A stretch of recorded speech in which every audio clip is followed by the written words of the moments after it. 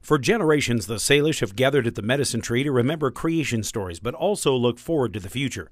And even though much of the tree was snapped off during a huge windstorm a decade ago, it still has deep significance for the tribe. This week, volunteers cleaned up brush, removing trash carelessly tossed aside at this sacred site, showing respect so the tribe can gather along the river twice a year for lessons, prayers, and offerings.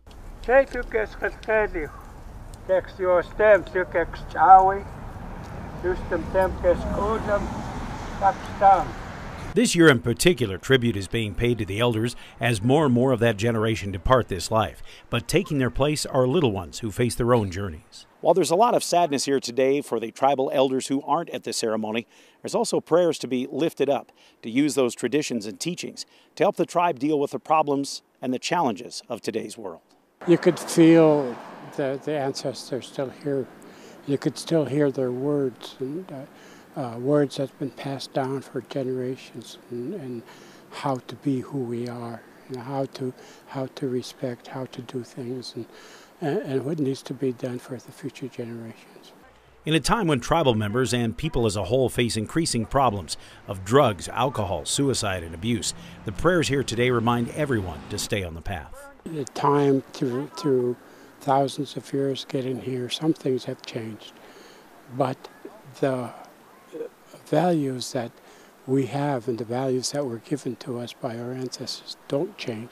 So therefore, it goes from generation to generation, working on different things, maybe different issues at different times, different problems, but it's still that same consistent way of doing those things.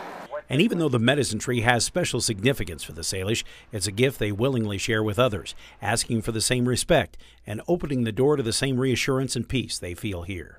It's not just the site for our people. It's a site for all people. And we, even though it was created through our culture and our way, what we do here is not generally just for us. It's for all mankind, all humans, all our environment. Like I said earlier, it's all living things that we find and teach our children to respect.